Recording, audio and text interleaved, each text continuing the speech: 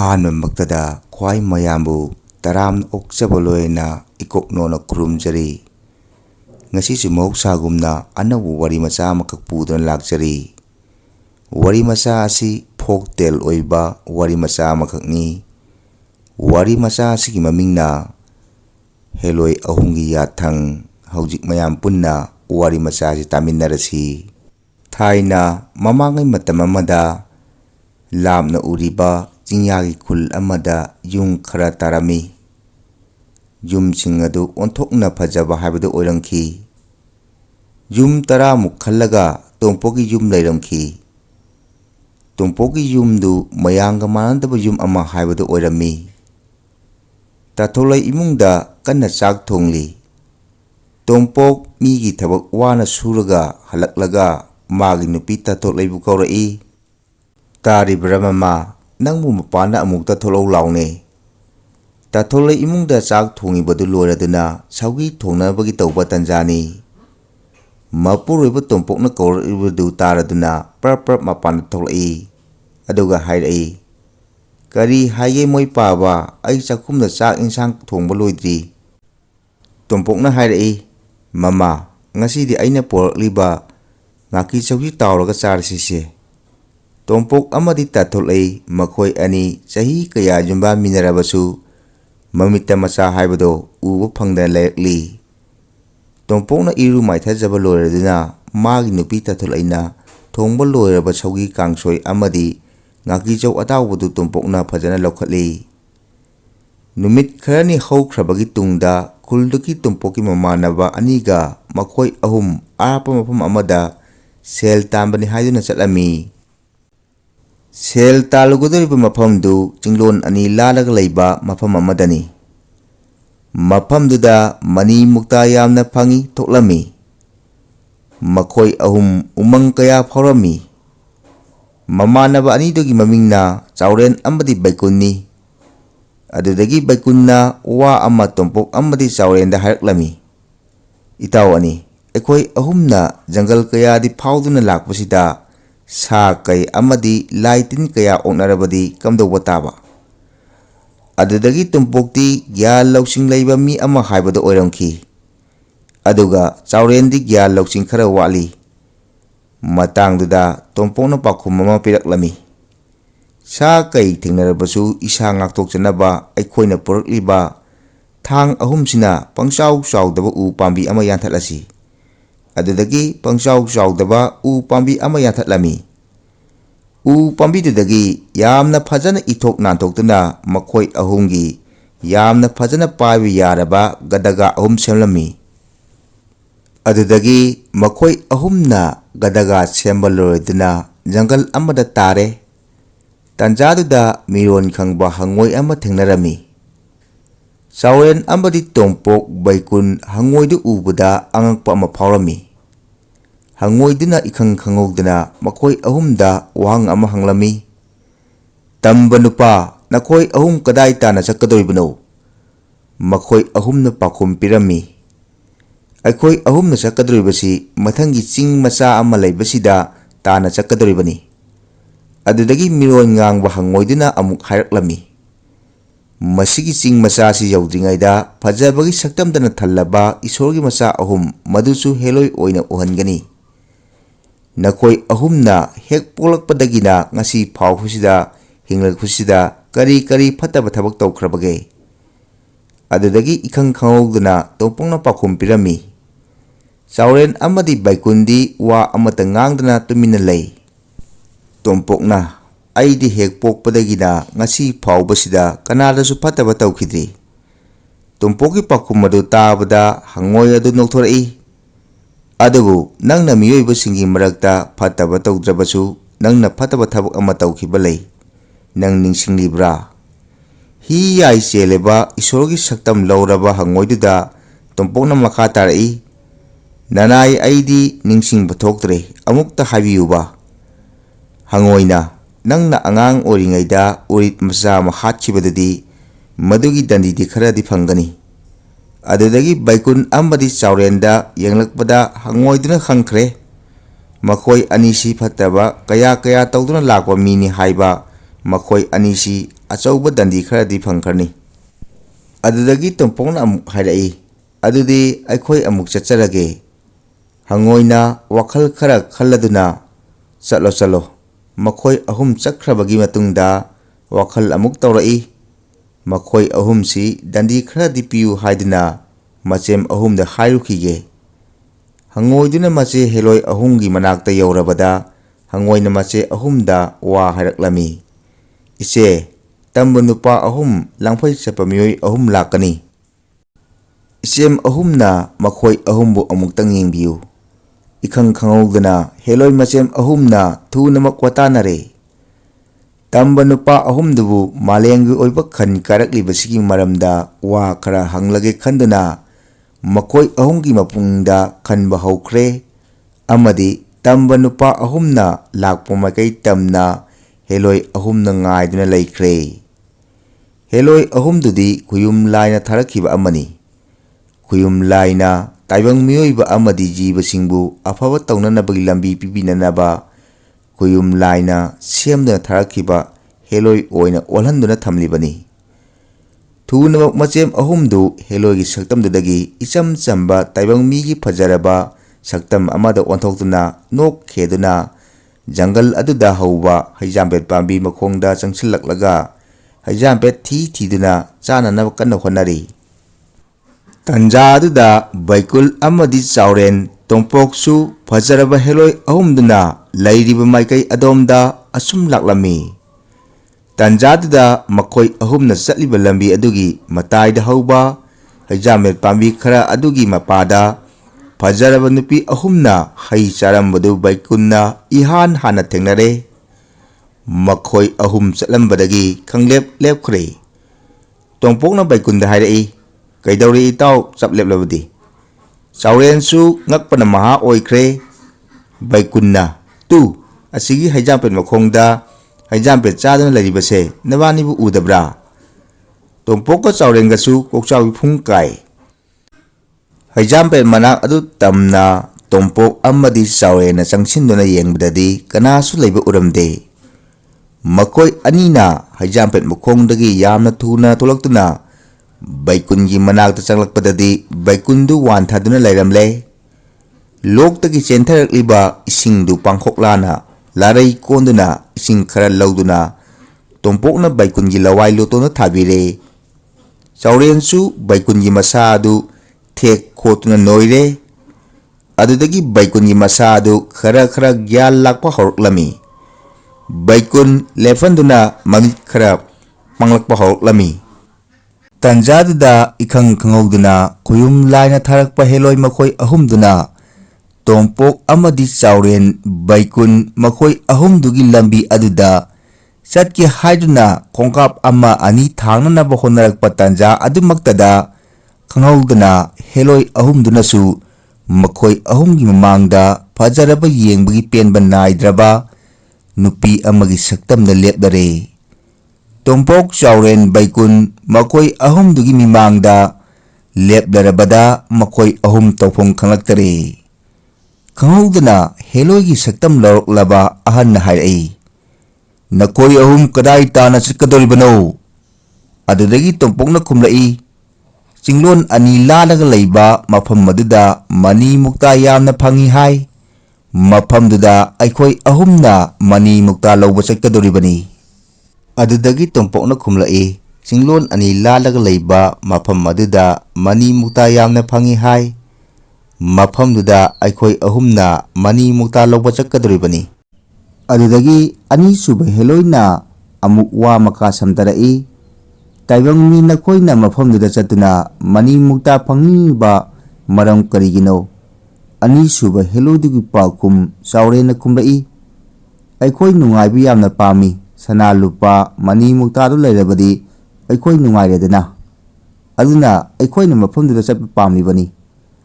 Adudagi heloi atombina machem ahanda chiron ama tawkhirami. Makhoi ahumsi aikhoi ahumna puningma mafamda purasi.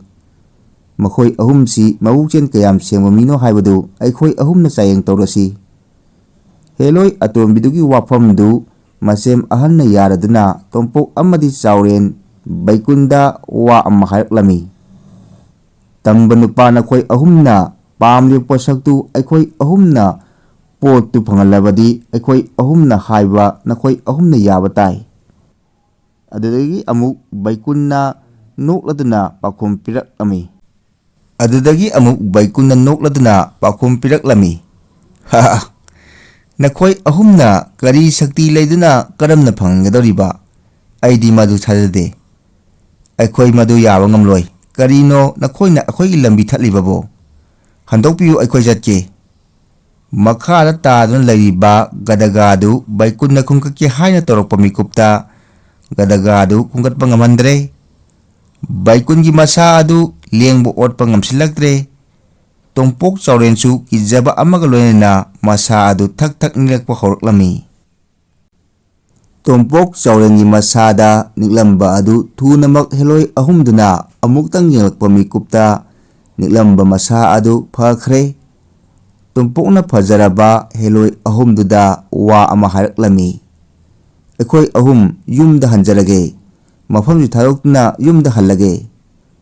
Wa adu harakpaduda heloi ahana nokladuna wa makha taraklami. Nanggi apama posak ama hayu.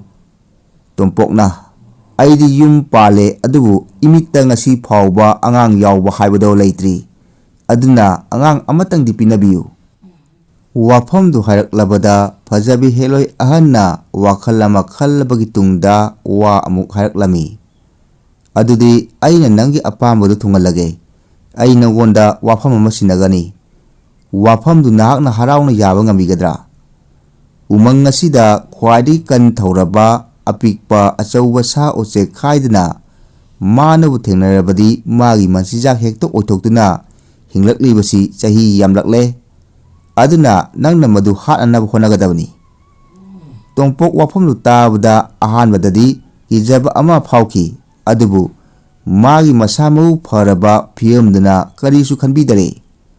Adudagi tongpokna heloi ahanda wafam ama hangkatli.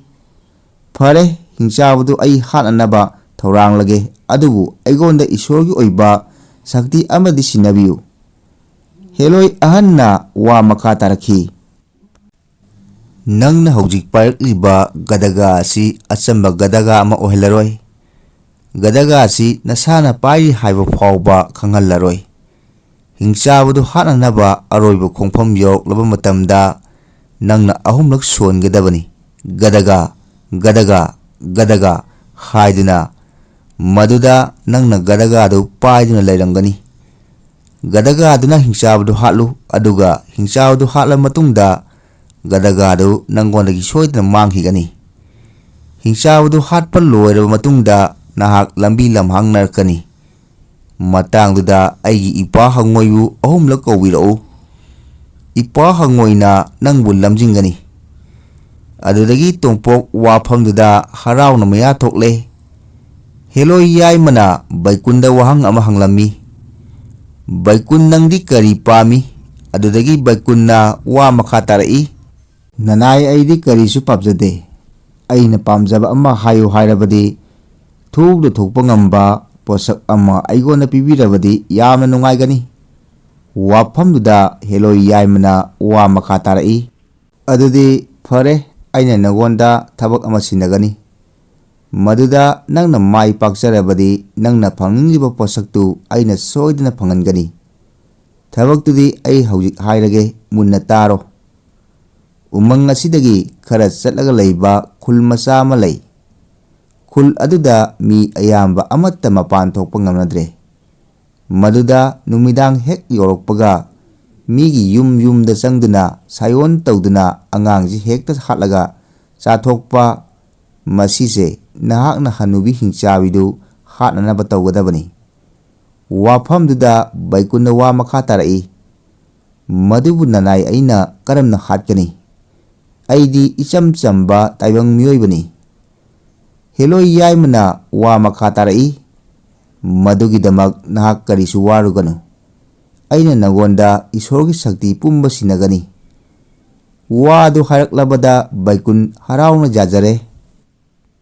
Adudagi amuk heloi atombina chaurenda amuk wahang ama halaklami. Sauren nangdi kari pami apama ma haidabadi yararoi. Sauren na wa makha tarai. Aigi apama posak ama hayu hairabadi fajaraba yum ama lehenbiba, yumdugi manakta san kamdenu ama lehenbiba. Sauren na wafamdu haraklabada heloi atonbi wakan khanba loraduna wa makha taraklami. Fare madusu nangi apama posaktu tungalage. Aduga aina nangonda aruba thabak ama sinagani. Madugi thabaktu nahakna thabak oina mai pakna pangthokadabani.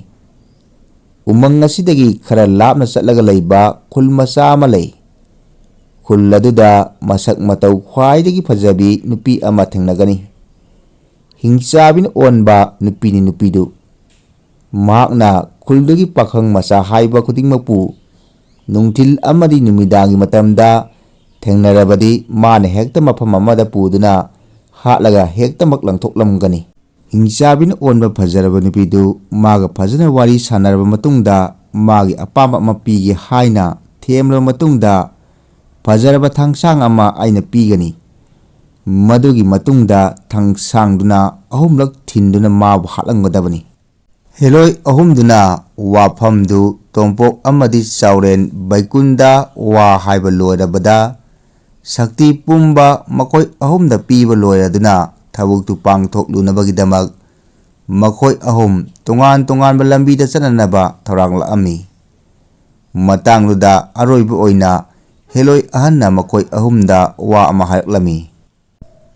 Tompok sauren baikun nakoi ahumna thabuktu pangthokpa loiraba matungda nakhoiga aikhoiga thengnagadaba mafamsi nakoi ahumna nakhoigi yum yoromdagi asongba lampak ama leibaduda nakoi ahumna aikoi ahumbu ahumla kaubirau. Korokadaba kukaudi asumna kaubirau. Ima saklawi palemo nacha nanayna thabuk adu pangba loijari haina kaubirau. Tompok amadi sauren baikun fajarabi heloi ahumgi wafamdu fajana taraba matungda tungan lambida makoi ahum chatnakhre. Adudagi ahanbada asukpa umang aduda tompok hana yaukirami. Tompokna wakhal amuk taurai. Umang asida phangba uhaisingji hektatlaga hana chathoklage. Uhaisingji hek chabu loibaga umang asida auba sa uchek amatta leiba yade hekta chathoi haiba hingchabadu ai mabu ngaiduna leirage. Uhai khara chaba loibagi tanjaduda hingchabadu tompoki mamang maktada leplare. Adudagi khangauduna hingchabaduna tompokta hairai. Karigidamakta taibang mi nangna mafam masida laklibano. Wadu hairaga hingchabaduna ngangladuna tompoki makhong nama pairaduna mayana chiktuna kakthananaba honaraklabada tompokna machindagi solai gadaga gadaga gadaga.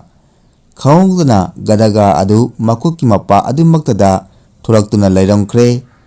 Adudagi tompokna hairai. Papi umang asida sa uchek leiba khudingmakpu nangi nachijak oiba khudingmakpu ngasidi nangbu lanbinanaba ima ibemana tharaklabani. Ngasidi nangi numit chure. Wadu hairaduna tompokna gadaga adu makhut anina chetna pairaduna hingchabadugi lawaida santhagare. Hingchabadu makok chaiduna hatkre. Thunamak tompok mafam madu thadoktuna lakhirami. Lambi lamangna rabada hangoiba ahumla kaujarabada lambida hangoida amuk tholakre. Hangoina lamjingladuna tompok pubirakle. Baikunsu umang adu phauraduna khul macha aduda yaukirami. Khulduda changlakpada fajabagi ngakta oirangki. Khul adugi macha ani khak pokpa yumduda baikul lakhirami. Yumdugi nupa adu thoklami. Aduga hairai. Kari haigadaba ai ngasi ahingsi matang yumsida tumjakhige. Wadu hairakpaduda nupadu karigumba maram amatta hangdabida yumduda changhanduna chak pijaraba matungda wari kaya sanai. Adubu baikunna achumba warondu haidokte. Yumdugi nupa aduda baikunna wa ama hanglami. Naki nacha anidu hojik kadaida leikhre. nupa adu hairaqliba waduda angakpa ama phawrami. Mapukningda wakhal ama khalai. Karigino aigi icha hanglaqlibasi. Khul asida angang loinamak lotuna thamnakrabani. Aigi ichagi lotphamdu mana khrangkhaba jala. Thunamak nupa ahal aduna baikunda wa amuk hairai. Sengna haibiyu nahak kanano. Wa adu hairakpaduda baikunda makha tarai. Aihak mafamsida thau ama pangnanabagi mafamsida lakhibani. Isorgi matik mayai chilanduna lakraba baikun nupa adu wa makha tarai. Ahangi nacha anidu ahingsima aiga tuminnarage. Wafamdu tabada khul adugi nupa adu pakhatpa ama phawrami. Kananasu khangloidaba mafamdu nupa aduna lona angang anidu lotuna thamlakliba aronba mahaki yungi ka adudagi thunamak angang anidu lotliba ka adudagi lauthoklaga baikungi manakta baikunna haibadumak tawre. Madugi matungda baikunna makha tarai. Karisu warunu ahan sidagidi khul ase ingna chikna nungaina lairagani. Sayon tawduna khul asi angangsing hekta chathoi hariba hanubi hingchabidu ai ngasidi mahakpu ngairage. Ahal hoina madu hatnabu khonaba sungam ngamdabra. Khuldugi ahal nupaduna amuk harai. Khul asigi miyoi ayambana pulip punsinnaduna mabu hatnanaba kayak thorang tawjare. Adubu madi sayon puba haibanina hektamak mangkiba. Isorgi shakti natrabadi mabu hatpa ngamlaroi. Baikunna amuk harai. Ahanna awaba punamak thadokpiro. Mana mangkrabasu aisu mangduna mabu hatnanaba thorang lage. Wafamdu tabada khuldugi ahal adu angakpa asum hingkalaki. Asumna ahal duga baikunga wari kaya sanaraba matungda baikunga khuldugi ahal nupadugi angang aniduga tuminnare. Madudasu hingchabi hanubidu lakhidare. Mathangi numit amada khuldugi yum aroiba amada lukhrabi macha ahum pokpi amada thunglami. Baikunna wari pumba lukhrabi mamaduda hairabada lukhrabi mamadu bab taraduna saurenbu angang ahumduga amuk tuminnare. Ahing athengba osilaklabada saurengi tumphamgi kada thong thilaklami. Baikunna wakhal ngayak khallaba tungda thong adu hangtokle. Thong adu hek hangtokpaga baikungi mimangda masak matau fajarabi mauna amagi saktamda hingchabi hanubina uhalle. Karida hangurani fajabagi mapa leitraba pup lauruba hingchabidu masak matau fajarabi hingchabiduna kaduda changlaklaga kapsinnarai. Aigi icha mangkibado sida leire haiduna angang ahumdugi manak tamna changsilli. Baikun hingchabidugi matau ngaihak yengduna leikhirami. Hingchabiduna angang ama hek kongkhatki haina tawba mikupta baikun isorgi shakti chelabanina fajaraba thangsang ama pahenbiyu haina khankhre. Khudakta baikun fajaraba thangsang ama thulaktuna pairaduna baikunna hingchabidugi masa adu onthokhallaga mabukta thangsangduna ahumlak thinduna hingchabidu halami. Nong ngalaklabada khuldugi miyoisingna baikunbu fajana seba tawbire. Khul adu ingna chikna panba haibadu oikhre. Saurenchu arapa khul aduda yaure. Khul adu mi ayamba chatnaba iu ude. Khul adugi tangkhai chansilakpa aduaida fajarabi nupi ama thengnare. Thabak thorom pumba HELOI atombina harakhiba saurena ningsingladuna fajarabi nupi hingchabiduga chatminnare. Fajarabi nupiduna saurena wa ama hairai. Asuk kuibasi nangmu mafam kadaida leirubage. Ai nangmu ngahan makai thiribani. Saurena makha tarai. Aisu nangmu thiraklibani. Adudagi hingchabina onba fajarabi nupiduna saurengi mamai hek solaki haina tawba mikupta saurena fajaraba mai iklaba thang ama pahenbiyu haina ninglabada fajaraba mai iklaba thang adu थोलक्तुना मखुटना पाइरदुना फजरबी हिंचाबिदु थांगदुना अहुमलक थिंदुना हालमी अदुदगी चावरेन खुल अदुगी मियोय अयाम्बा खंगलदुना खुलदु नुंगाइना लेहौरे मागी मागी थबक सिंगदु पांगथोकपा लोइरदुना तोंपोक अमदी चावरेन बाइकुन खंगौदुना मखोय अहुम मखोयगी yum योरमदाय असोंबा लमांग अदुदा थेंगनरे मखोय अहुम अंगपा अमा ओइनरे अदुदगी बाइकुन्ना चावरेन तोंपोकदो वा अमा हाइरई इमा इबेमना ताकपीबा पुनमक अखोय अहुमना थबक ओइना पांगथोकलबनिना हौजिकती इमा अहुम कौरसी इमा इबेमा अखोय सिदा लेजरे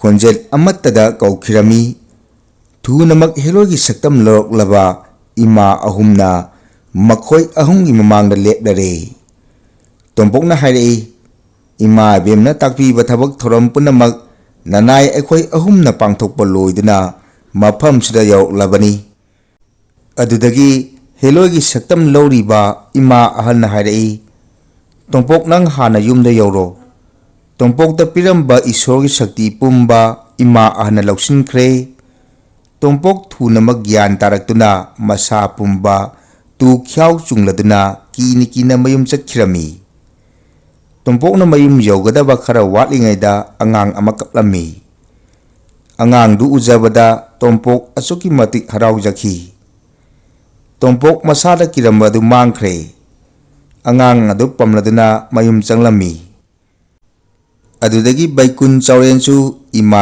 याइमा अतोनबिगना हाना पिरंबा शक्ति अदु लौसिनख्रे मखोय अनि अमु मयुम मयुमदा यौहनखिदुना मखोय मखोयना अनिंगबदु लोइना लेरंबदु उबदा असुकी मतिक पेनखिरमी हराउजरखिरमी मखोय अहुमगी मतौदु येंगना इमा अहुमदु असोंबा लमांगदुदा मांगखिरमी मतंग असिदा अई वारी मचाज लोसिनजरे ख्वाई पुनम पुथगचरी।